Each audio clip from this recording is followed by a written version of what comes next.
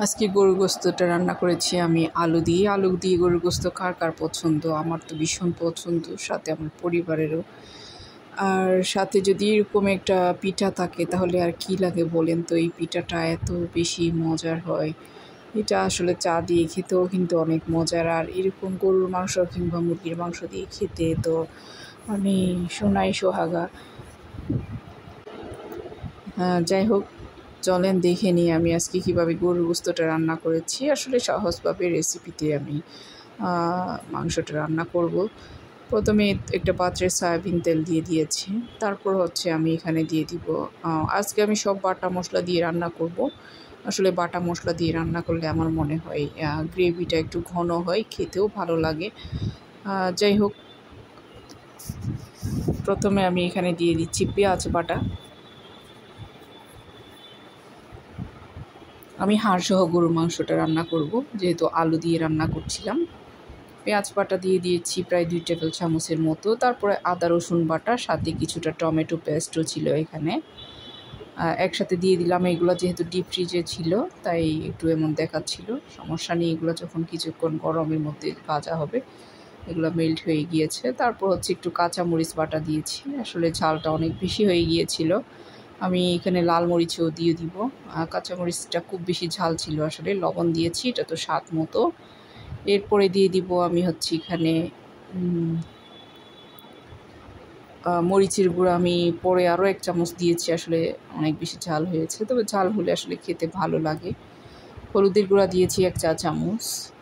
গরম মশলা দিয়েছি প্রায় 2 টেবিল চামচ দিয়েছি আমি, পরে আরও কিছুটা দিয়েছিলাম। তারপর হচ্ছে একটু পানি দিয়ে আমি মশলাটা কষিয়ে নিব। মশলাটা খুব ভালো করে একটু কষাতে হবে।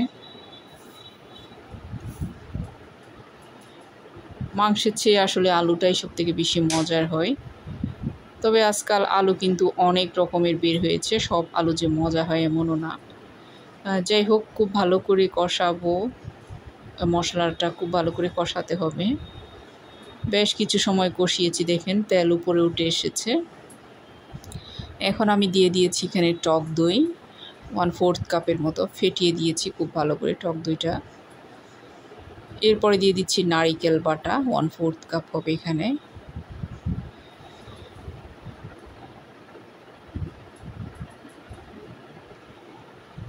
তারপরে দিয়ে দিয়েছি আমি কাশ্মীরি যে মরিচের গুঁড়া থাকে সেটা দিয়েছি কালারের জন্য। খুব ভালো করে কষাবো আমি মশলাটা, আবারও কষাতে হবে কিছু সময়, ঢাকনা দিয়ে কষিয়ে নিব। মশলা কষানোর উপরে আসলে রান্নার স্বাদ ডিপেন্ড করে। দেখেন কষানো হয়ে গিয়েছে, তেলটাও উপরে বেশি উঠেছে। এখন আমি আগে থেকে ধুয়ে রাখা হাড় আর মাংস মিলিয়ে এটা দিয়ে দিয়েছি। এখানে কিন্তু হাড় গুড় সব কিছুই আছে মাংসের সাথে। খুব ভালো করে একটু নেড়ে চেড়ে দিব, মশলার সাথে খুব ভালো করে নেড়ে চেড়ে দিয়ে ঢাকনা দিয়ে এটা আমি কষাবো বেশ কিছু সময়, মিনিমাম 40 মিনিটের মতো আমি মাংসটা কষিয়ে নিব, যাতে মাংসটা খুব ভালোভাবে সিদ্ধ হয়ে যায়। আর এই মাংস থেকে অনেক পানিও বের হয়ে আসবে, আসলে ওই পানি দিয়ে মাংসটা কষানো হয়ে যাবে। দেখেন বেশ কিছু পানি অলরেডি বের হয়ে এসেছে, আমি অনেকক্ষণ রান্না করেছি, পানিটা সিদ্ধ হয়ে মোটামুটি কমেও গিয়েছে। এখন আমি আলুটা দিয়ে দিলাম, কারণ এখানে পানি কমে এসেছে অনেকক্ষণ, যেহেতু সিদ্ধ হয়েছিল।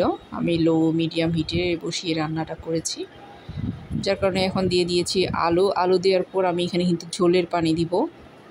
আবার ঝোলের পানিটা যখন মোটামুটি কমে আসবে ততক্ষণে কিন্তু একদম সিদ্ধ হয়ে যাবে মাংসটা, সাথে আলুটাও সিদ্ধ হয়ে যাবে। আমি সবার পরে একটু জিরা গুঁড়া দিয়েছি, 1 টেবিল চামচ জিরা গুঁড়া দেবেন,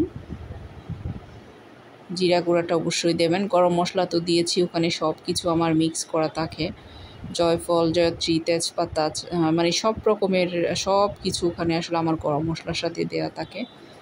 তারপর হচ্ছে আমি এক্সট্রা করে আবার এখানে জিরা গুঁড়া দিয়েছি 1 টেবিল চামচ সবার পরে, যেটা ভিডিওতে আসেনি আসলে। যাই হোক, খুব ভালো করে সেদ্ধ করে নিচ্ছি। আমি অফ ক্যামেরায় কয়েকবার দেখে নিয়েছি, এভাবে করে উল্টে নেড়ে চেড়ে দিয়েছি।